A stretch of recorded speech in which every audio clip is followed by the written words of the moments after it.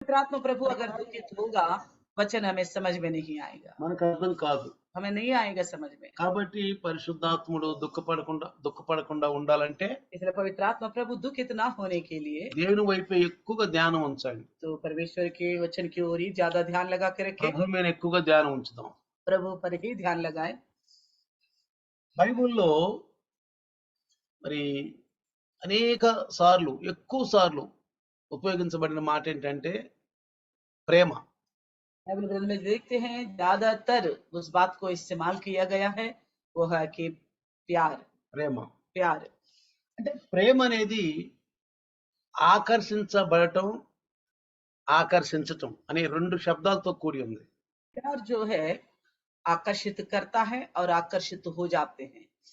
ఆకర్షించబడటం, आकर्षित होना, ఆకర్షించబడతాం, आकर्षित हो जाते हैं, ఆకర్షించబడటం आकर्षित हो जाते हैं।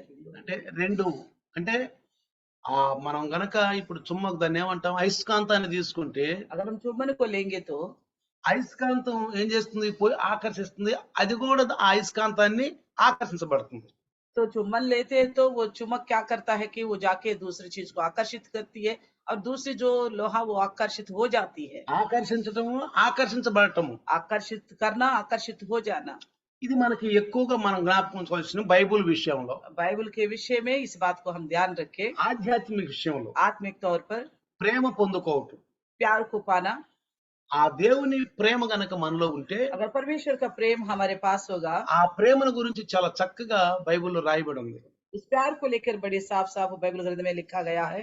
దానిని పరమగీతంలో ఒక మంచి అర్థంతో ఆ మాటని రాజైన సొలొమోను మహారాజు గారు పరిశుద్ధాత్మ పొందుకుని రాయటం జరిగింది. इस बात को श्रेष्ठ गीत में बड़े सामर्थ्य के साथ पवित्र आत्मा के द्वारा राजा सलोमन ने इस विषय को लेकर लिखा है। పరమగీతాల గురించి మనం ఎన్నో సందేశాలు విన్నాం, श्रेष्ठ गीत को लेकर कई संदेश हमने सुन चुका చాలా है, సందేశాలు విన్నాం. कई सारे संदेश सुन चुके हैं। పరమగీతం అనేది అది ప్రళయ గీతం కాదు, ప్రణయ గీతం కాదు, పరలోక గీతం. तो श्रेष्ठ गीत जो है स्वर्ग का गीत है, ना इस संसार के कोई प्रणय या प्रणय गीत है। అదేదో మరి ఇద్దరి మధ్యన జరిగిన ఈ లోక ఆకర్షితమైనటువంటి ప్రేమ అని అనుకోవద్దు. तो वो ऐसा ना समझे इस संसार में जैसे दो जनों के बीच में आकर्षित हो जाते हैं प्रेम, वो ना सोचे। ఇది దేవుని ప్రేమను మనకు గుర్తు చేస్తుంది. ये परमेश्वर का प्यार को हमें बताता है।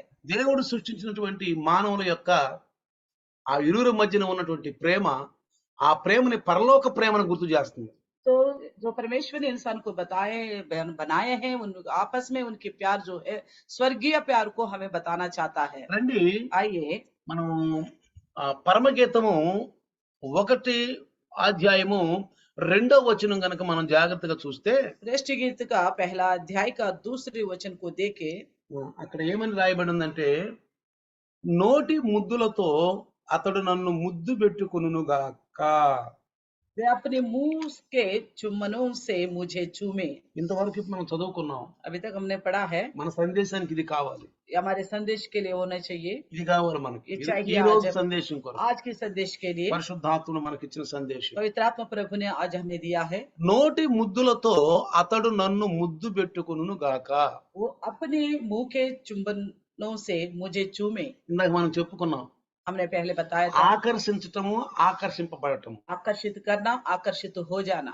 ఒక దేవునికి మరి అంటే విశ్వాసికి అంటే మనిషి అనుకోండి, ఆ మధ్య సంబంధం ఒక ఆధ్యాత్మిక సంబంధమే పరిశుద్ధత.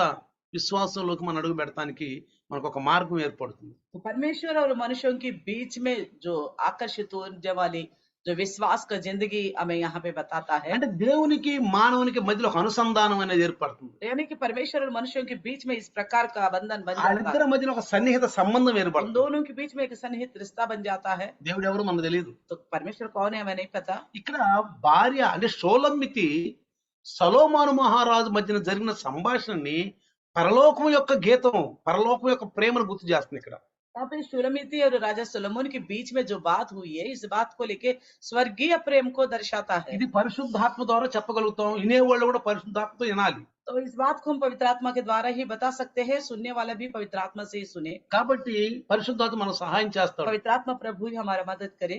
ఇది వీరి మధ్యన ఒక ఆకర్షితత కలిగినటువంటి ఒక ఆత్మీయ అనుబంధం ఇది. तो ये दोनों के बीच में आकर्षित होने वाला एक बंधन की रीति में है। అంటే దేవుణ్ణి మనం ఎప్పుడు చూడలేదు, ఆయన్ని ఎరగము, ఎవరు కూడా చూడదని బైబిల్ చెబుతుంది. तो परमेश्वर को तो कभी हमने नहीं देखा, कोई और देखा भी नहीं करके बाइबल बताती है। అలాంటి దేవుణ్ణి మనము ప్రేమతో చూడటం, ఆయన మనల్ని ప్రేమించటం, ఇది ఒక భార్యాభర్తలు అంటే ఎక్కడి నుంచో భర్త వస్తాడు, ఆయన మనం పెళ్లి కుమారుడు అంటున్నాం. ఎక్కడి నుంచో ఒక స్త్రీ వస్తుంది, ఆమెను మనం పెళ్లి కుమార్తె అంటున్నాం. వీరిరువురి మధ్యన ఏర్పడినటువంటి బంధము, ప్రేమ బంధమే పరలోకం నుంచి మనకు వచ్చినటువంటి మన భక్తులకు కలిసిన అనుసంధానం. सिर्फ परमेश्वर को हमने नहीं देखा, फिर भी परमेश्वर हमको प्रेम कर रहे हैं, हम परमेश्वर को प्रेम करते हैं। उस बात को हम इस तरह समझ सकते हैं। कहीं और लड़का पैदा होता है, कहीं और लड़की पैदा होती है। उन दोनों को दूल्हा दुल्हन के रूप में तैयार करके जोड़ा जाता है। उनके बीच में जो रिश्ता है, उस तरह ही परमेश्वर से हमारा प्रेम का रिश्ता करके दर्शाया जा रहा है यहाँ पे। దీన్ని ఏమంటామంటే ఇది ప్రేమకు గుర్తైనటువంటి ముద్దు.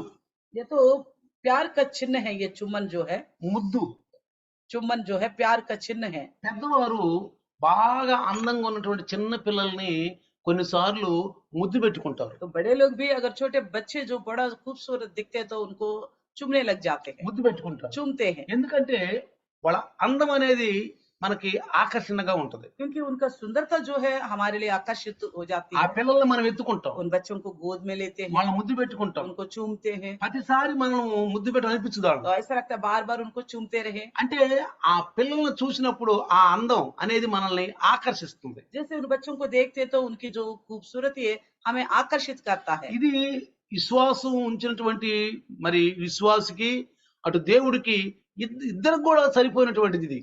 तो ये जो विश्वासी है और परमेश्वर है, इन दोनों का भी लागू होता है ये विषय। కాబట్టి ఆయన ముద్దు ప్రేమ ముద్దు, తండ్రి ముద్దు, క్షమాపణ ముద్దు, అంగీకార ముద్దు అనే కొన్ని అంశాలతోటి మనం ఈరోజు మాట్లాడుకుందాం. आज हम बात करेंगे उनकी चुम्बन जो है, प्रेम का, अंगीकार का और क्षमा का करके आज बात करेंगे। అంటే ఆ ముద్దులో ఉన్నటువంటి ఒక భావన यानी कि उस चुम्बन के बीच में एक अर्थ जो है, ఇది శారీరకంగా తీసుకోకూడదండి. इसको हम शारीरिक तौर पर नहीं लेना चाहिए, శారీరక రూపంలో తీసుకోకూడదు. शारीरिक तौर पर ना ले। అందుకే పరిశుద్ధాత్ముడు మనకు వినేవాళ్ళకు కూడా చెప్పేవాళ్ళకు కూడా మధ్యవర్తిగా మనకు ఉండాలి. इसलिए पवित्र आत्मा प्रभु सुनने वालों को, बताने वालों का बिचवाई होके रहना चाहिए। కాబట్టి ఇప్పుడు మనము ఆ రక్షకుడైనటువంటి యేసు ప్రభువుని గురించి మనం తెలుసుకోబోతున్నాము. हम उद्धारकर्ता यीशु मसीह के बारे में जानने पर है, అంటే ఆయన ఆ రక్షకుడిని చూపిస్తుంది మనకు. यानी कि ये विषय जो है उस उद्धारकर्ता को दर्शाता ఆ है। రక్షకుడిని మన దగ్గర చూపిస్తుంది. उस उद्धारकर्ता को हमारे निकट से दिखाता ఆయన మన है। కొరకు చేసినటువంటి ప్రేమ,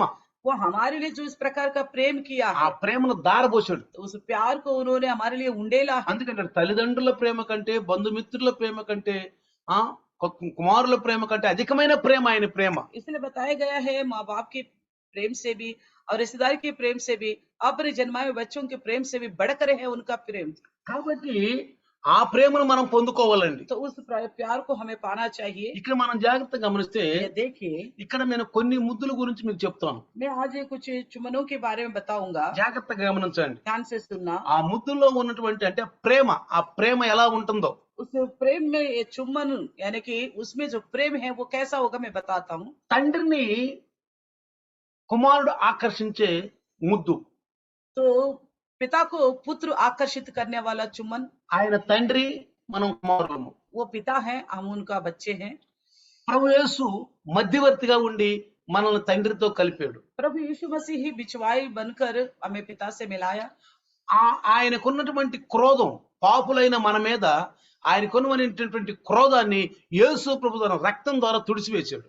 तो पापी इंसान के ऊपर परमेश्वर का जो प्रकोप है, उसे मसीह यीशु ने अपने लहू के द्वारा धो डाला है। మనకందరూ తెలిసిన విషయమే. हम सब जानने वाला विषय है। మనము ఇక్కడ లోకాసు వార్త 15వ అధ్యాయం కనుక తీస్తే, लूका सुसमाचार की 15 अध्याय को देखे, ఆ 15వ అధ్యాయములో మనం గమనిద్దాం 15 अध्याय में देखे దేవుని యొక్క ప్రేమ ఏంటో, परमेश्वर का प्रेम को लेकर, తండ్రి కుమారుల మధ్యన ప్రేమ ఏంటో. पिता और पुत्र के रूप बीच में जो प्रेम है उसको भी समझेंगे। 15వ అధ్యాయము 15 अध्याय చూడండి. देखिए, 15వ అధ్యాయములో 11వ వచనం కనుక మనం చూస్తే 15 का 11 में देखेंगे तो అక్కడ ఏం రాయబడిందంటే, ఒక మనుషునికి ఇద్దరు కుమారులు ఉండిరి అని రాయబడింది.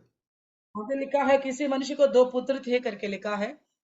వాళ్ళలో చిన్నవాడు తండ్రి ఆస్తిలో నాకిచ్చు భాగమును తన తండ్రిని అడుగగా అతడు వారికి తన ఆస్తిని పంచిపెట్టును. కొన్ని దినములైన తరువాత చిన్న కుమారుడు సమస్తను కూర్చుకొని దూరదేశంలో ప్రయాణమైపోయి అతడు తన ఆస్తిని దుర్వ్యాపారం వల్ల పాడు చేసిన రాయబడి ఉంది. 12 से लेकर 13 तक लिखा हुआ है। उसमें उनमें से छोटे ने पिता से कहा, हे पिता, संपत्ति में से जो भाग मेरा हो वे मुझे दे दीजिए। उसने उनके अपनी संपत्ति बांट दी। बहुत दिन ना बीते थे कि छोटा पुत्र सब कुछ इकट्ठा करके दूर देश को चला गया और वहां कुकर्म में अपने संपत्ति उड़ा दी। అంటే తండ్రి ఆస్తిని ఏం చేశాడంటే కుమారుడు తీసుకెళ్లి దుర్వ్యాపారం కోసం ఖర్చు పెట్టాడు. तो पिता का संपत्ति को ये छोटा पुत्र ने लेके गया और उसने कुकर्म से उड़ा लिया है। తర్వాత చెడ్డ స్నేహాలకు అలవాటుపడ్డాడు. तो गलत दोस्ती करने लगा, ఆ డబ్బంతా అయిపోయింది. सारा पैसा खत्म हो गया। చివరికి ఆ దేశంలో కరువు వచ్చినప్పుడు वहां पे अकाल जैसे पड़ा है। చివరికి ఒక పందులు మేపే వాని దగ్గరికి వెళ్ళి ఆ పందులు మేపుతూ ఆ పందులు తినే పొట్టు తిని అతను బతికేయడం రాయబడింది బైబిల్లో. तो बाइबल में ये भी लिखा गया कि अंत में वो सुअर चराने वाले लोगों के पास गया है और चोरों को चराते हुए उनका चारा खाने पर भी मजबूर हो गया करके। అయితే అక్కడ తండ్రి ప్రేమ గుర్తొచ్చింది. तो वहाँ पिता का प्रेम याद आ गया। చూడండి ప్రియులారా, देखे प्रिय, ఇక్కడ మనం రెండు విషయాలు గమనించాలి. यहाँ पे दो विषयों को हम याद रखना है। ఒకటి, లోకములో జీవిస్తూ పాపములో జీవిస్తున్న వ్యక్తి మారు మనసు పొంది తండ్రి అయిన దేవుని దగ్గరికి యేసు ప్రభు ద్వారా రావటము. एक तो संसार में पाप में जीने वाला व्यक्ति मन फिराव करके पिता परमेश्वर के पास यीशु मसीह के द्वारा आना। రెండో విషయం, दूसरा विषय, తండ్రి ప్రేమను పొందుకొని మారు మనసు పొంది పరివర్తన మార్చుకొని అన్ని మార్చుకొని మళ్ళీ లోకంలోకి వెళ్ళే వ్యక్తి. तो पिता का प्रेम पाकर मन फिराव कर पिता के पास आने के बावजूद भी फिर से संसार में जाने वाला व्यक्ति। ఇది ఇద్దరు వ్యక్తుల గురించి చూపిస్తున్నారు. यहाँ पे दो व्यक्तियों को लेकर दर्शाता है। కాబట్టి ఇక్కడ మనం జాగ్రత్తగా గమనిస్తే यहाँ ध्यान से सुने, బుద్ధి వచ్చినప్పుడు తనకు ఆలోచన వచ్చిందంట. जैसे उसको अकल आ गया तब वो सोचने लगा। అతను ఏం చేశాడు, तब उसने क्या ఆ किया, పందుల్ని, ఆ పందుల పొట్టుని, ఆ స్నేహితుల్ని, ఆ అన్ని జనుల సహవాసాన్ని వదిలిపెట్టి తండ్రి దగ్గరికి రావడానికి బయలుదేరాడు. तब उसने उस छोटे पुत्र ने क्या किया, उस गलत दोस्तों को छोड़ दिया और सुअरों को और वहां का चाराओं को सारे चीजों को छोड़कर पिता के पास आने लगा। ఈ పందుల పొట్టు అంటే దేనికి సాదృశ్యం? పందులు గాని పందుల పొట్టు దేనికి సాదృశ్యం అంటే सुअर और सुअर का चारा किस चीज का सादृश्य है? లోకంలో ఉన్న అసహ్యతకు, संसार की घृणित वस्तुओं का सादृश्य है, మరణతకి గుర్తు అది. तो गंदगी का सादृश्य है। అంటే ఆ వ్యక్తి అక్కడి నుంచి లేచాడు బయటకు. यानी कि उस जगह से वो बाहर आ తనకు गया, అసహ్యం వేసింది. उसको उस चीज पर घृणा आने అయితే लगा। నా తండ్రి దగ్గరికి వెళ్తాను అనుకున్నాడు. उसने सोचा मैं पिता के पास जाऊंगा। అప్పుడు 20వ వచనం కనుక మనం చూస్తే इसी में वचन 20 देखेंगे, చూడు అక్కడ ఏం రాయబడిందో. देखिए वहां क्या लिखा है। వాడు ఇంకా దూరముగా ఉన్నప్పుడు తండ్రి వారిని చూసి కనికరపడి పరిగెత్తి వాని మెడ మీద ముద్దు పెట్టుకొనెను అని రాయబడింది. చూడు, तब वो उठकर अपने पिता के पास चला। वह अभी दूर ही था कि उसके पिता ने उसे देखकर तरस खाया और दौड़कर उसे गले लगाया और बहुत चूमा। యేసు అంటాడు, यीशु मसीह कहता నా है, యొద్దకు వచ్చు వారిని నేను ఎప్పుడు కాదనను. तो मेरे पास जो आता है उनको मैं कभी इनकार नहीं करूंगा। తండ్రి ప్రేమ, ये पिता का प्रेम, పరమ తండ్రి ప్రేమ. स्वर्गीय पिता का प्रेम। నా దగ్గరికి వచ్చి నేను ఎప్పుడు కాదను. जो मेरे पास आते हैं उनको मैं कभी इनकार नहीं करूंगा। ఆయన చేతులు రెండు చాచి ఉన్నాయి. वो हमेशा उनकी बाहु फैला हुआ है। సిలువలో రెండు చేతులు అలా చాచి ఉన్నాయి. क्रूस में दोनों बाहु को इस तरह फैला के रखा है। ఇప్పటికి కూడా ఆయన చేతులు చాచి ఉన్నాయి. अभी भी उनकी बाहु हमारे लिए फैला हुआ है। ఆయనకి ఇష్టం అండి. उनको अच्छा लगता है। ఒక పాపి మారు మనసు పొంది అతని దగ్గర అటు ఇష్టం అండి. वो चाहता है कि वो पसंद करता है एक पापी मन फिराव करे उसके ఈ पास आए। లోకం సువార్తలో చెప్పాడండి, इसी लोका में ही बताया है, ఒక పాపి గనక రక్షణ పొందితే భూమి మీద अगर एक पापी इस संसार में उद्धार पाएगा, పరలోకంలో పండగ జరుగుతుంది. स्वर्गराज में त्योहार मनाया जाएगा। మన గురించి పండగ జరిగి ఉంటుంది. हमारे लिए त्योहार हुआ होगा। ఎవరి గురించి తెలుసా? किसके लिए पता है? నిజంగా మారు మనసు పొంది, जो सच्ची में मन फिराव किए हैं। నాటకీ డంకం కాదండి, तो नाट की रीति से नहीं, వేషధానమే కాదండి, पाखंडियों की जैसा नहीं, ఏదో ప్రలోభాలతో వచ్చిన వాళ్ళు కాదండి, कुछ फायदे पाने के चक्कर में आने ఏదో वाला नहीं, ఆశ చూసి వచ్చిన వాళ్ళు కాదండి. कोई लालच के द्वारा आने वाला उसे नहीं। నిజంగా లోకాన్ని అసహించుకొని లోక విషయాలు వదిలిపెట్టుకొని దేవుని సన్నిధిలో పరిశుద్ధంగా జన్మించిన వాళ్ళు గనక జన్మిస్తే ప్రభువులో పరలోకంలో పండగ జరుగుద్దండి. तो सच्चे में संसार को घृण करते, संसार के विषयों को छोड़कर सच्चे में प्रभु में नया सिरे से जन्म लिया होगा तो स्वर्ग में त्योहार होगा। వాళ్ళ గురించి రాస్తాడండి. उनके बारे में लिखेगा भी, ఆ కితాబులో రాయబడి ఉంటుంది. उस किताब में लिखा जाएगा। నీ పండగ చేసుకున్నాను నేను గురించి. तुम्हारे लिए मैं जश्न बनाया हूँ ఇంకో बोलेगा। విషయం తెలుసా? एक और बात पता है, అది గనక బుక్కులో గనక రాయబడక ఉండకపోతే अगर ये विषय उस किताब में नहीं लिखा गया हो, నీకు పరలోక రాజ్యం నీకు నాకు ఉండదండి. आपको या मुझे, मेरा नाम नहीं, आपका नाम नहीं, तो स्वर्ग राज में आप नहीं ఎందుకంటే అది होगा। నిజమైనటువంటి మారు మనసు కాదు. क्योंकि ये सच्ची मन फिराव नहीं, అది తండ్రికి ఇష్టమైనటువంటి మారు మనసు वो కాదు. पिता को भाने वाला मन फिराव नहीं रहा होगा। అలాంటి మారు మనసును గురించి పరలోకంలో పండగ జరగదు. इस तरह मन फिराने वाले लोगों के बारे में स्वर्ग में त्योहार नहीं होगा। చూడండి, देखिए, వెంటనే ఆయన కనికరపడంట పరిగెత్తి వాని మెడ మీద పడి ముద్దు పెట్టుకుంది. देखिए तुरंत वो तरस खाया, दौड़कर जो बालक का गले में लगकर और उसको चूमा करके लिखा है। తర్వాత చూడండి ప్రియారా, ఆ తర్వాత పెద్ద కుమారుడు వచ్చాడు. फिर उसके बाद बड़ा पुत्र आया। ఈయనేమో చిన్న కుమారుడేమో తప్పిపోయాడు. छोटा पुत्र तो भटक गया था, డబ్బంతా దుర్వ్యాపారం చేసి వదిలిపెట్టేశాడు. सारा पैसों को कुकर में उड़ा लिया, స్నేహితులు, जलस दोस्त, మలినమైన జీవితం జీవించాడు. गंदा जिंदगी जिया। అవి వదిలిపెట్టి వచ్చేసాడు. वो सब कुछ छोड़ के पिता के पास వాళ్ళందరూ आया। వదిలిపెట్టి వచ్చేసాడు. उन सभी चीजों को छोड़ के आ गया। కుమారుణ్ణి తండ్రి దగ్గర ఉన్న కుమారుని అడుగుతుంటే जो पिता के पास जो पुत्र है उससे पूछने लगा, పెద్ద కుమారుడు అంటాడు, उसको उसका जेठा पुत्र बोलता है, తండ్రి అంటాడు, पिता అయ్యా कहता है నీ తమ్ముడు వచ్చాడు, तेरा भाई आया है, చనిపోయాడు, वो भटक गया था, చనిపోయి తిరిగి బ్రతికాడు, वो मर गया फिर जिंदा हो गया, నీ తమ్ముడు వచ్చాడు రాయి అంటే तेरा भाई आ गया आओ करके बोलने पर అతను ఏమంటున్నాడు తెలుసా? वो क्या कहता है पता है? చూడండి ఏమంటున్నాడు, देखिए। 29వ వచనం గనక కింద చదివితే 29 वचन को देखेंगे तो ఇక్కడ ఏమంటాడంటే, ఆ, ఇదిగో ఇన్ని ఏండ్ల నుండి నిన్ను సేవించున్నానే, నీ ఆజ్ఞ నేనెన్నడను మీరలేదే, అయినను నా స్నేహితులతో సంతోషపడినట్లు నీవు నాకెన్నడను ఒక మేక పిల్లనైనా ఇయ్యలేదు. 29 में कहता है उसने पिता को उत्तर दिया, देख मैं इतनी वर्ष से तेरी सेवा करता रहा हूँ और कभी भी तेरी आज्ञा नहीं टली, तो भी तूने मुझे कभी एक बकरी का बच्चे भी ना दिया कि मैं अपने मित्रों के साथ आनंद करता।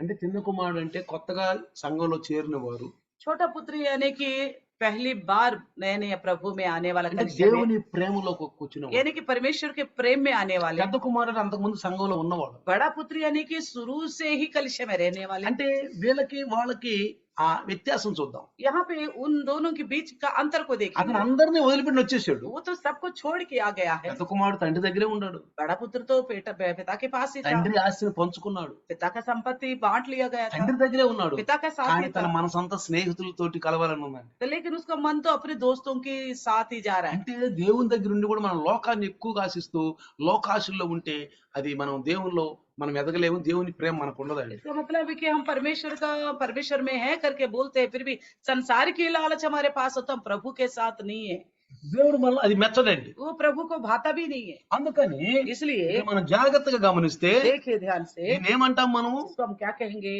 తండ్రి దగ్గర మనం ఏ విధంగా మరి ఉండాలి, జీవించాలి అనేది ఈ రెండు వ్యక్తుల గురించి చెప్తున్న విషయం అండి. तो पिता के पास हम किस रीति से रहना है, ये विषय को इन दोनों पुत्रों के द्वारा सीखने का है। అందరినీ ఆహ్వానిస్తున్నాడు, तो सबको आमंत्रित कर रहे हैं, రండి అందరూ రండి. और सब लोग आइए बोल रहे हैं। అందరు కూడా కేసు పంపించాడు. तो सबके लिए यीशु मसीह को भेज दिया है। ఎందరైతే ఆయన నమ్ముతారు అందరూ ఆయన కుమారులు. तो जिन्होंने उनको अंगीकार किया सबके सब उनका पुत्र होने का अधिकार पाया। ఏంటి?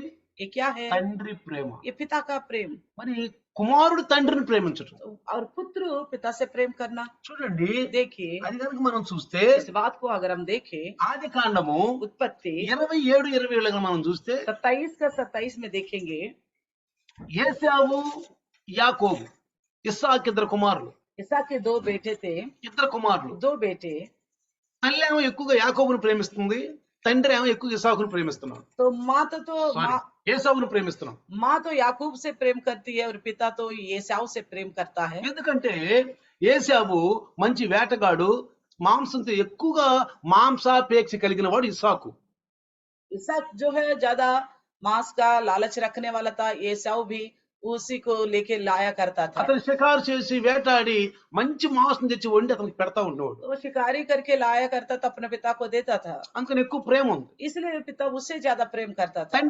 తల్లి దగ్గర ఉండి అయ్యి అందిస్తా ఉండేవాడు యాకోబు. और माता के नजदीक में रहता था याकूब। కానీ ఇక్కడ ఒక విషయం మనం గమనించాలి. यहाँ पे एक बात को पहचाने ఈ हम, పరలోక ఆశీర్వాదాలు इस स्वर्गीय आशीर्वाद పితరుల ద్వారా వస్తాయని చెప్పి బైబిల్ రాయబడి ఉంది. पूर्वजों उनके द्वारा आता है करके बाइबल ग्रंथ में लिखा हुआ है। ఎందుకంటే దేవుడు ఆదామును ఆశీర్వదించాడు. क्योंकि परमेश्वर ने आदम को आशीर्वाद किया है। ఆదాము ఆశీర్వాదం పోగొట్టుకున్నాడు. आदम ने उस आशीर्वाद को खो चुका है। మళ్ళీ ఆ ఆశీర్వాదం మనుషుల ద్వారా మనుషులకు ఇవ్వాలని దేవుని ఉద్దేశం. तो परमेश्वर का उद्देश्य ये है कि वो आशीष को इंसानों के द्वारा इंसान को दिया जाए। అందుకని इसलिए ఇక్కడ అబ్రహాం ద్వారా ఆశీర్వాదం ఇస్సాకు వచ్చింది. अब्राहम के द्वारा आशीर्वाद जो है इसहाक को आया। అంటే అబ్రహాంకు దేవుడు ఆశీర్వదించాడు. अब्राहम को परमेश्वर ने आशीष दिए। ఆదికాండం 12లో उत्पत्ति के बारे में, నిన్నెవరిని ప్రేమిస్తాను వాళ్ళని ప్రేమిస్తాను, నిన్నెవరిని దేశిస్తాను వాళ్ళని దేశిస్తాను, నిన్నెవరు శపిస్తారో వాళ్ళని శపిస్తాను, నీ వంశముల ద్వారా భూలోకం అంతా ఆశీర్వదించబడుద్ది అని చెప్పి ఆయన్ని దీవించాడు దేవుడు. अब्राहम को परमेश्वर इस प्रकार आशीष दिया है कि अगर कोई तुझे शाप देगा मैं उसे शाप दूंगा,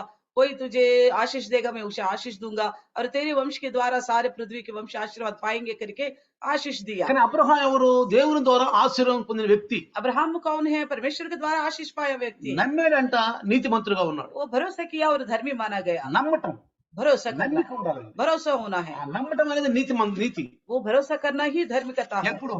कब? వాగ్దానం నమ్మాడు.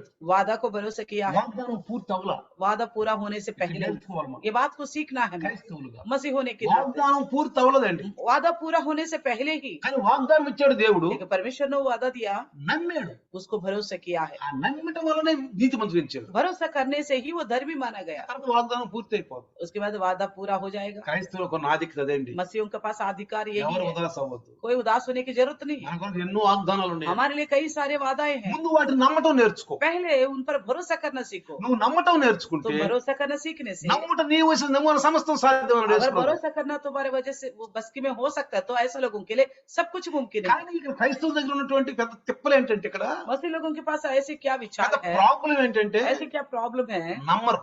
भरोसा नहीं करते नहीं करते ఆ भरोसा। ఉన్న నమ్మికలు కొంతకాలం పోద్ది. जो था वो भरोसा, वो भी कुछ दिनों के बाद चला जाता అట్లా है। చేసుకోబోద్దు. ऐसा नहीं होने ఆ देना। నమ్మిక ఉండాలండి. वो भरोसा को बरकरार దాని కొరకు रखो। మనం ఏం చేయాలి మనం?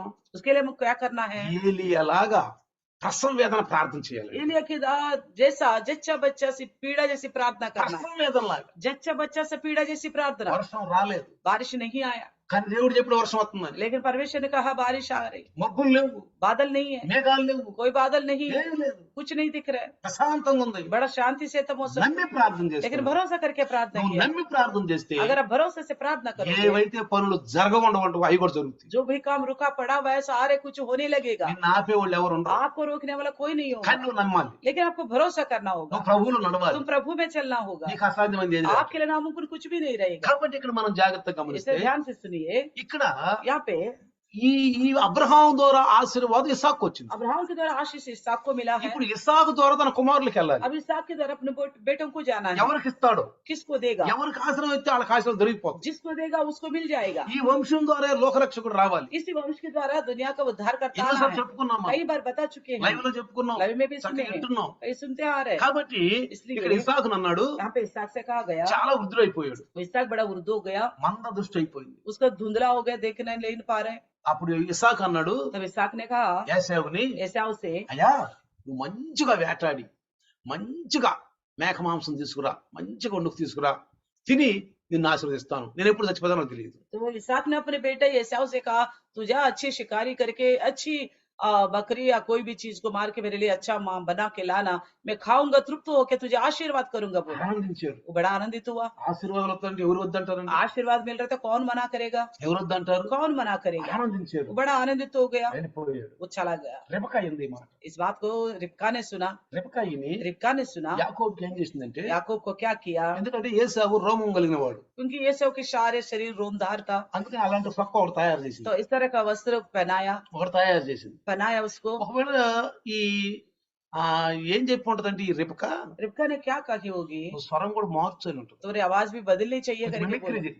थोड़ा मिमिक्री करो करके बोला होगा। ఏం చెప్పి ఉంటది? क्या बताई होगी? కొంచెం ఆయన స్వరాన్ని నువ్వు కొంచెం అనుకరించు, उसका तुम्हारे भाई की आवाज जैसे होने के लिए यत्न करो, तुम्हारी కొంచెం आवाज में అనుకరించు నువ్వు. थोड़ा अनुकरण करो, बोला నీకు होगा। ఆశీర్వాదం ఇవ్వటం దేవునికి ఇష్టం, तुम्हें आशीष मिलना परमेश्वर का इच्छा है, దేవునికి ఇష్టము. ये परमेश्वर का इच्छा है। గర్భంలోనే చెప్పాడు నాకు, तू गर्भ में था उसी वक्त परमेश्वर ने ఆ बताया, గర్భంలోనే చెప్పాడు. गर्भ में होते हुए भी बताया था परमेश्वर అప్పుడు ఏం ने। చేశాడు, तब क्या किया, యాకోబు ఇస్సాకు దగ్గరికి వెళ్ళాడండి. याकूब इसहाक के पास गया था। అప్పుడు ఇస్సాకు చూసి తన తవిడి చూసి వెంటనే, అంటే స్వరం ఏదో తేడాగా ఉంది అనుకున్నాడు కానీ తను దాన్ని క్లారిఫై చేసుకోకుండా, అవునులే ఇప్పుడు దాకా బయట ఉన్నాడు కదా, ఎండలో ఉండటం వల్ల కొంచెం స్వరం మారి ఉంటుంది అనుకున్నాడు. तो इसहाक ने जब एसाव ऐसा वेश बदल के गया तो थोड़ा आवाज से शक तो हो गया, फिर भी सोचा होगा शिकारी पे इसका आवाज ऐसा हो गया होगा, कोई बात नहीं करके उसको ऐसे टटोल कर देखा ఆశీర్వాదాలన్నీ ఇచ్చేసాడండి. तो सारे आशीर्वाद याकूब को చూడండి, दिए। 27 ఆది కాండం కనుక చూస్తే उत्पत्ति का 27 देखेंगे, 27 చదువుదాం ఒకసారి. 27 अध्याय का 27 वचन को पढ़े। ఆది కాండము उत्पत्ति తీయండి. చదువు ఒకసారి చదువు. उसने निकट जाकर उसको चूमा और उसने उसके वस्त्र का सुगंध पाकर उसको ये आशीर्वाद दिया, देख मेरे पुत्र की सुगंध जो ऐसी खेत की सी है जिस पर यहोवा ने आशीष दी है।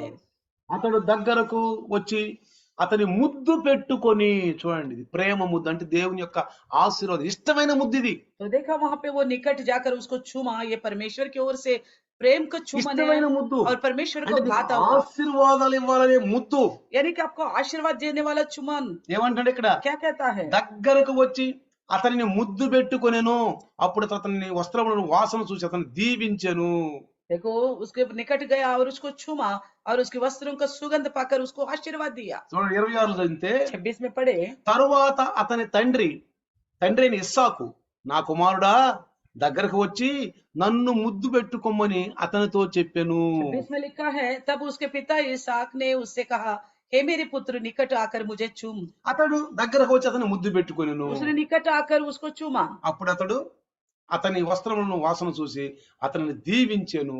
तब उसने उसके वस्त्र का सुगंध पाकर उसको ये आशीष दी। అంటే ఇక్కడ దేవుడి పట్ల ఒక మనిషి ప్రేమ, यानी कि అంటే దేవుని పట్ల మనకి ఎలా ప్రేమ ఉంది, ఒక మనిషి ప్రేమ ఎలా ఉంది. तो परमेश्वर के प्रति एक इंसान का प्रेम कैसा है ये यहाँ पे दिखता ఇప్పుడు है। ఇస్సాకును ముద్దు పెట్టుకుంది యాకోబు. अब इसहाक को चूमा है याकूब ने, అంటే యాకోబుకి ఆశీర్వాదాలు కావాలి, क्योंकि याकूब को आशीष चाहिए, అంటే తండ్రి ప్రేమ నాకు కావాలి. यानी कि पिता का प्रेम मुझे चाहिए। ఆ ముద్దు తండ్రిని ఆకర్షించింది, वही चुम्बन जो है पिता को आकर्षित किया है, आकर्षित किया है। వెంటనే ఏం చేశాడు, तुरंत क्या किया, తను ఇష్టపడి वो पसंद हो गया उसको, ఆశీర్వాదాలన్నీ ఇచ్చేసాడండి. पूर्ण मन से सारे आशीर्वाद दे दिए, అన్నీ ఇచ్చేసాడు. सारे आशीष दे दिए। మనం కూడా हम भी దేవుని దగ్గర ఆశీర్వాదాలు పొందుకోవాలంటే अगर परमेश्वर की ओर से आशीष पाना है, ఆ ప్రేమ దేవుని పట్ల మనకు అపారంగా ఉండాలండి, वो प्यार जो है परमेश्वर के प्रति बहुत ज्यादा होनी चाहिए, అపారంగా ఉండాలండి. बहुत ज्यादा అంటే होनी ముద్దంటే चाहिए। అంత ఇష్టం కదా, यानी कि चुम्बन यानी कि इतना पसंद के है ना, అంటే అంత ఇష్టమైన ప్రేమ దేవునితో మనకు ఉండాలి. यानी कि परमेश्वर से इस प्रकार का चाहने वाला प्रेम होनी ఆ चाहिए। ప్రేమ ఉన్నప్పుడు अगर ऐसा प्रेम है, తప్పకుండా మనకు ఆశీర్వాదాలు దొరుకుతాయి, जरूर हमको आशीष मिलेगा, తప్పకుండా దొరుకుతాయండి जरूर ఆశీర్వాదాలు. मिलेगा हमको आशीर्वाद। ఆశీర్వాదం ఉండవని అనుకోవద్దు. ये नहीं सोच रहे मेरे लिए नहीं है आशीष। కాబట్టి ఇక్కడ మనం జాగ్రత్తగా గమనిస్తే देखिए, చూడండి, देखो రెండో విషయం दूसरी बात, दूसरी बात, ఇక్కడ రక్షింపబడినటువంటి వ్యక్తి క్రీస్తును తన సొంత రక్షకునిగా అంగీకరించిన వ్యక్తి యొక్క ప్రేమ ముద్దు. तो यहाँ पे उद्धार पाया व्यक्ति यानी कि मसीह यीशु को अपना उद्धारकर्ता करके समझने वाला प्रेम की चुम्बन, ఇది రక్షణ ముద్దు. ये उद्धार को चुम्बन। ఇక్కడ చూడండి, देखिए కీర్తనాకారుడు भजनकार 2వ అధ్యాయం 12వ వచనంలో కనుక చూస్తే, दूसरे अध्याय का 12वें वचन में देखेंगे भजन संगीता, అక్కడ రాయబడింది ఏంటంటే, वहाँ क्या लिखा है, ఇది చూడండి, కుమారుణ్ణి ముద్దు పెట్టుకోనండి అని రాయబడింది. చూడండి అక్కడ, पुत्र को चूमो ఉమ్, ऐसा ना हो कि वे क्रोध करे। చూడండి, అంటే రక్షకుణ్ణి నువ్వు ఇష్టపడితే గానీ నీకు రక్షణ దొరకదండి. यानी कि उद्धारकर्ता को तुम्हें पसंद करना होगा, तभी तुम्हें उद्धार ఆ मिलेगा। ప్రేమ ఆయన పట్ల చూపించును. उस प्रेम को उनके प्रति दिखाना होगा। ఈ లోకంలో ఎవరు నాకు పసంद లేరండి, तो इस संसार में मेरे लिए कोई पसंद నా का नहीं యేసు है, ప్రభువే నాకు పసంद. मेरा यीशु मसीह सबसे बड़ी पसंद है అలాంటి मेरा। వాళ్ళని మనం ముద్దు పెట్టుకుంటాం, ऐसा लोगों को ही तो हम चुनते हैं, అలాంటి వాళ్ళని మనం ముద్దు పెట్టుకుంటాం, ऐसा लोगों को ही चुनते हैं हम, ఇష్టమైన వాళ్ళనే ముద్దు जिनको పెట్టుకుంటాం. हम ज्यादा चाहते हैं उन्हीं को हम चूमते हैं। కాబట్టి ఇక్కడ 12వ వచనంలో ఏమంటున్నాడంటే इसलिए 12 में क्या कहता है, కుమారుని ముద్దు పెట్టుకొనుడి లేని ఎడల ఆయన కోపించును. पुत्र को चूमा ऐसा ना हो कि वे क्रोध करे।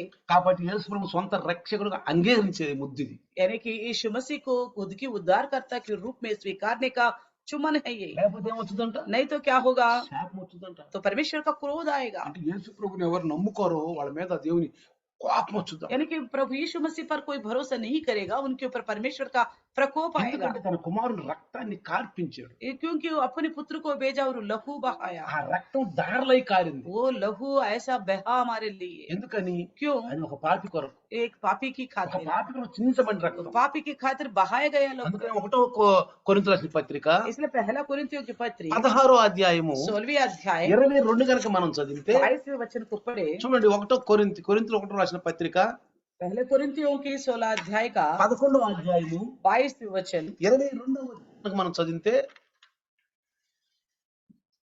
यदि कोई प्रभु से प्रेम ना रखे तो वे शापित हो। రాయబడింది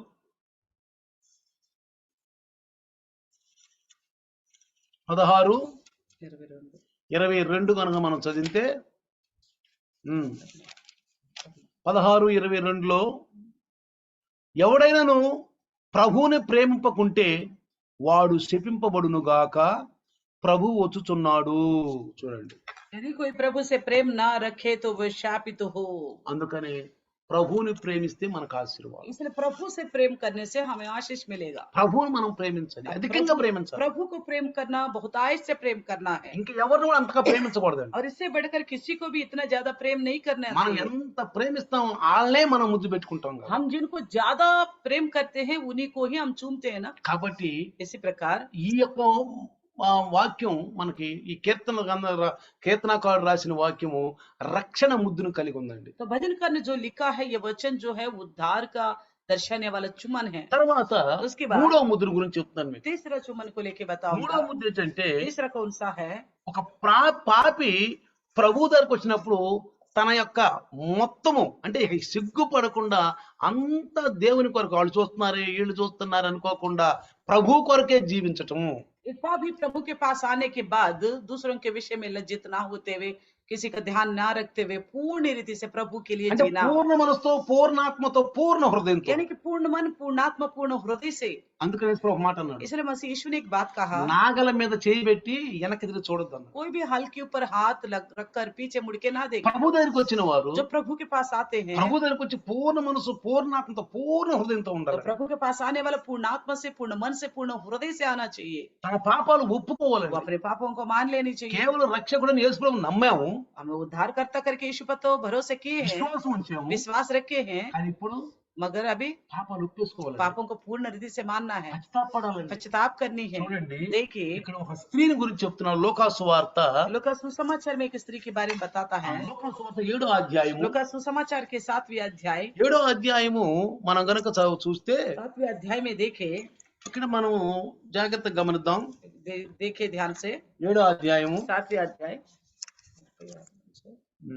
7వ అధ్యాయము 37 నుంచి మనకు రాయబడి ఉంది. यहाँ पे देखिए 27 वचन 37 वचन से, ఇక్కడ 37 36 నుంచి మనం చదివితే ఇక్కడ 36 वचन से पढ़ेंगे 7वें अध्याय लूका का। పరిసయ్యులలో ఒకడు తనతో కూడా భోజనము చేయవలని ఆయన అడిగారు. ఆయన ఆ పరిసయ్యుని ఇంట వెళ్లి భోజన పంక్తిని కూర్చుండగా ఆ ఊరిలో ఉన్న పాపాత్మురాలైన ఒక స్త్రీ యేసు పరిసయ్యుని ఇంట భోజనమునకు కూర్చున్నాడని తెలుసుకొని ఒక బుడ్డెలో అత్తరు తీసుకుని వచ్చి వెనక తట్టు ఆయన పాదముల యొద్ద నిలువబడి ఏడ్చుచూ కన్నీళ్లతో ఆయన పాదములను తడిపి తన వెంట్రుకలతో తుడిచి ఆయన పాదములను ముద్దు పెట్టుకొని ఆ అత్తరు వాటికి పూసెను.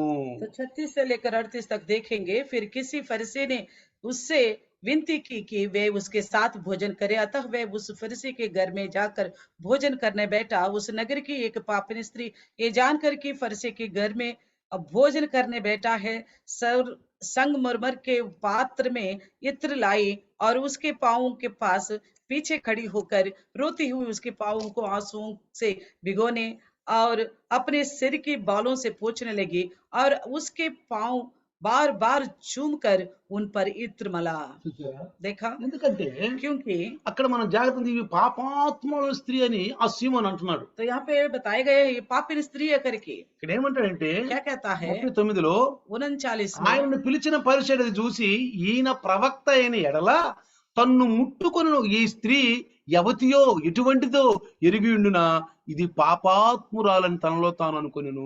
39 में लिखा है, ये देखकर वे फरीसी जिसने उसे बुलाया था अपने मन में सोचने लगा, यदि ये भविष्यद्वक्ता होता तो जानता कि ये जो उसे चूम रही है वे कौन और कैसी स्त्री है, क्योंकि वे तो पापिनी है। ఇదేంటండి ये क्या है? ఎంత ఘోర పాపినైనా ये कितना भी बड़ा पापी क्यों ना हो, మనకేమర్థమవుతుంది ఇక్కడ? हमें क्या समझ में आता ఎంత है? ఘోర పాపైనా कितना बड़ा पापी क्यों ना हो, నా సొంత రక్షకుడు యేసయ్య हम विश्वास करें मेरा खुद का उद्धार ఈ करता है లోకాన్ని यीशु, అసహించుకొని और इस संसार से घृणा करे, ప్రభు కోసం సర్వం అర్పించి तो प्रभु के लिए सब कुछ समर्पण करे, ప్రభు కోసం జీవిస్తే प्रभु के लिए जीने से ఆయన ఎప్పుడు వద్దండి. वो कभी इनकार नहीं करेगा। మనుషులు లాంటి మనసు కాదు, మనుషులు లాంటి ప్రేమ కాదు, మనుషులు లాంటి తత్వం కాదండి దేవుని. मनुष्यों की तरह ना प्रेम है, ना तत्व है, ना विचार है परमेश्वर का। మనం దేవుణ్ణి అర్థం हम చేసుకోవాలి. परमेश्वर को अच्छी तरह समझना है। క్రైస్తవుడు అంటే ఏదో నా పైపైన ఏదో వెళ్ళి రావటం సంఘాలు కాదండి, అర్థం చేసుకోవాలి. तो मसीह होने के मतलब नाम के लिए गया आ गया कलशम ऐसा नहीं है, पूर्ण रीति से समझना है। అది ఎలా ఉంటదంటే वो कैसा होगा? ఒక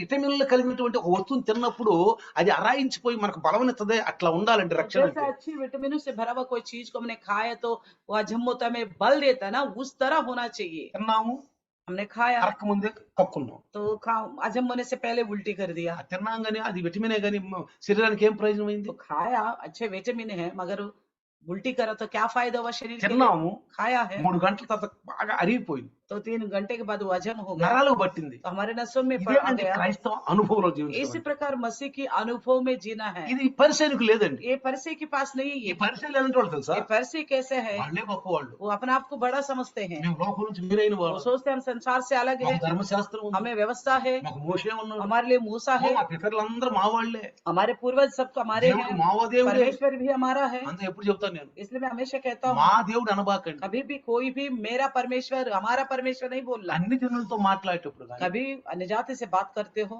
మారు మనసు లేని వారితో या మాట్లాడేటప్పుడు बिना मन फिराव के लोगों के साथ बात करते కలిసిపోయే हो మాటలు మాట్లాడండి. तो मिलजुलने वाली बातें करना, వేరుపరిచే మాటలు మాట్లాడాలి. अलग करने वाले बातें मत करना। నా దేవుడు మా దేవుడు అనబాకండి. मेरा परमेश्वर हमारे परमेश्वर मत बोलना, మన దేవుడు बोलना अपना परमेश्वर। నీ కొరకు కూడా రక్తం కార్చాడు, तो आपके लिए भी लहू నీ बहाया కొరకు है, చేతులు చాపుతున్నాడు. आपके लिए भी लहू फैलाया ప్రేమ है, కలిగిన మాటలు प्रेम रखने वाली बातें। చూడండి. ఈ देखिए స్త్రీ వచ్చి ये स्त्री आकर ఆ అత్తను అంట ఆయన మీద పోసేసింది. उस इत्र को उनके ऊपर उंडेल दिया ఏం చేస్తుందండి? और क्या कर रही थी? ఎంట్రుకలతోటి अपने बालों से ఆ పాదాలన్నీ తుడిసి उनके पैरों को पोंछ रही थी, తుడిసి ముద్దు तो పెట్టుకుంటున్నాడు. बार बार चूम रही थी। ఏం ముద్దు పెట్టి? పాదాలు ముద్దు పెట్టుకుంటుందండి. कहाँ चूम रही थी?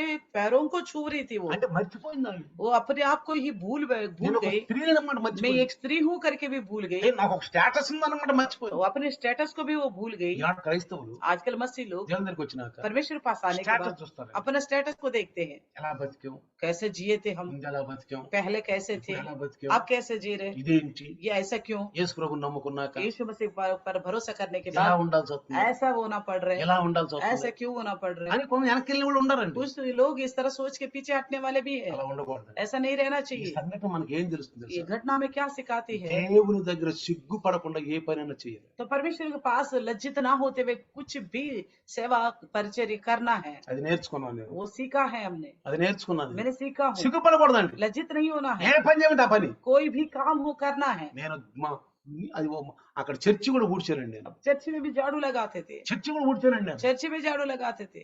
చూసారా? देखा, అది చూసి దేవుడు మనల్ని ఆకర్షిస్తాడు. तो वो देखकर ही प्रभु हमें आकर्षित करेगा। ఇప్పుడు యేసు ప్రభు ఆమెను ఆకర్షించాడు, तो यीशु मसीह ने उसको आकर्षित किया, ఆమెను ఆకర్షించాడు. वो आकर्षित किया। ఎందుకో తెలుసా? क्यों पता है? ఇది ఒక వాగ్దానాన్ని నెరవేర్చింది. ये बात इन्होंने एक वादा को पूरा किया है। నిర్గమాకాండం గనక చూస్తే, आप निर्गमन की पुस्तक को देखिएगा, 30 అధ్యాయం గనక చూస్తే, अध्याय 32 को देखेंगे, 30 అధ్యాయం, अध्याय 30 को देखेंगे, 30 అధ్యాయంలో अध्याय 30 में చూడండి, ఇక్కడ 30 అధ్యాయాలు కనుక మనం చూస్తే देखिए 22వ వచనం వరకు నుంచి చదువుకోవాలి మనం. 22 वचन से हमें पढ़ना होगा। ఇక్కడ చదివితే అక్కడ 22 నుంచి చదివితే ఇది మనం తర్వాత చదువుకోండి, మీరు अब बाद में पढ़ लीजिएगा। తర్వాత చదువుకోండి.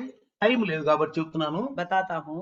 ఇదంతా వాటిని ప్రతిష్ఠా అభిషేక తైలం అంట. ఇది 25లో రాశాడు. तो 25 में लिखा है कि ये अभिषेक का पवित्र तेल है करके लिखा వాటిని है। ఎలా తయారు చేయాలో ఏంటో అది 34వ వచనం నుంచి ఇక్కడ 37వ వచనం వరకు కూడా రాయబడి ఉంది. तो उस इत्र को कैसा बनाना है 34 वचन से लेकर 37 वचन तक भी लिखा हुआ है। ఈ ఈ అభిషేకం తైలాన్ని ఏం చేస్తారంటే, इस अभिषेक का पवित्र तेल को क्या करते हैं? అందుకే అంటాడు 25 కింద 25 में लिखा है ప్రతిష్టాభిషేక తైలమగును అన్నాడు. ये अभिषेक का पवित्र तेल ठहरे करके लिखा है। అంటే అర్థం ఏంటి? इसका मतलब क्या है? ఈ తైలము ఎక్కడెక్కడ ప్రత్యక్ష గుడాలను వస్తువులు తగులుతుందో అవన్నీ పరిశుద్ధం అయిపోతాయి. मेल मिलाप वाले तंबू में जो चीज को ये इत्र लगेगा वो सारे पवित्र हो जाएंगे। అంటే దీన్ని ఏమన్నాడంటే సంభారం అన్నాడు. ఇక్కడ రాయబడి ఉంది. వాటిని ప్రతిష్టాభిషేక తైలము అనగా సుగంధ ద్రవ్య మేళకుని పని అయిన పరిమళ సంభారముగా చేయవలెను అన్నాడు 25లో.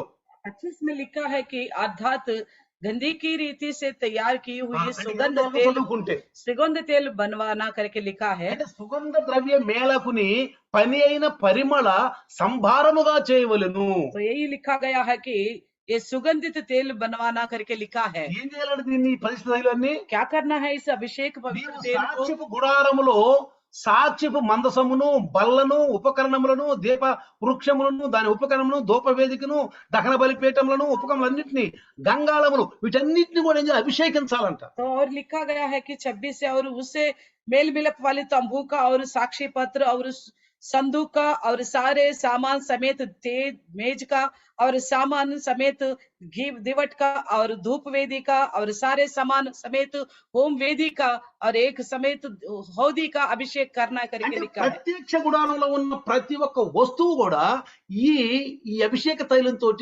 అభిషేకిస్తారు. एक मेल मिलाप वाले तंबू का हर एक वस्तु को भी इस अभिषेक इत्र के द्वारा अभिषेक किया जाता है। పరిశుద్ధించబడుతుంది. वो उस द्वारा वो पवित्र ठहरता है। మీకు తరతరములకు అన్నాడు. ఇక్కడ 31లో చూస్తే మీ తరతరములకు నాకు ప్రతిష్టాభి తైలము ఉండవలెను. तो ये तेल तुम्हारी पीढ़ी से पीढ़ी के लिए पवित्र अभिषेक का तेल होगा करके लिखा है। నర శరీరం మీద పోయకూడదండి. तो लिख बताया गया किसी मनुष्य के देह पर नहीं डाला जाए। देखिए क्या लिखा हुआ है। దానిని 32లో రాశాడు, దానిని నర శరీరం మీద పోయకూడదు. 32 में लिखा है किसी मनुष्य के देह पर ना डालना चाहिए। దాని మేళము చొప్పున దాని వంటి దేనినైనా చేయకూడదు. और मिलावट में उसके समान और कुछ ना बनाना। అది ప్రతిష్ఠితమైనది, అది మీకు ప్రతిష్ఠితమైనదిగా ఉండవలెను. ये पवित्र है, ये तुम्हारे लिए भी पवित्र होगा। దాని వంటిది కలుపువాడును అన్యుని మీద దాన్ని పోయివాడును తన ప్రజల నుండి కొట్టివేయవలని చెప్పాను. जो कोई उसके समान कुछ बनाए या जो कोई अपने में इनमें से कुछ पाक पराई कुल वालों पर लगाए वे अपने लोगों में से नष्ट किया जाएगा। అన్యుని మీద పోయకూడదండి. तो पराई कुल वालों के ऊपर नहीं डालना चाहिए। గమనించండి. ध्यान से सुनना। అంటే అభిషేకం పొందిన అభిషేక తైలం ये अभिषेक का तेल है। ఇది ఇక్కడ అహరోను కుమారులు ఇక్కడ రాశాడు చూడండి. 30లో కనుక మనం చూస్తే, మరియు అహరోనును అతని కుమారులను నాకు యాజకులై ఉన్నట్లు నీవు వారిని అభిషేకించి ప్రతిష్ఠింపవలెను అని రాశాడు. इसमें लिखा है फिर हारून उसके पुत्रों के साथ अभिषेक करना और इस प्रकार उन्हें मेरे लिए याजक का काम करने के लिए पवित्र करना। అంటే ఎవరినన్నా అభిషేకించాలంటే ఈ తైలము వాళ్ళ మీద ప్రోక్షించాలి. अगर किसी का भी अभिषेक करना तो ये तेल उनके ऊपर डालना होगा, ప్రోక్షించాలి. डालना होगा। కాబట్టి ఇప్పుడు ఈ స్త్రీ ఏం చేసింది? तो देखिए स्त्री ने क्या किया है। ఈయన నరుడు కాదండి, ये इंसान नहीं है, ఈయన దేవుని కుమారుడు. ये परमेश्वर का पुत्र है।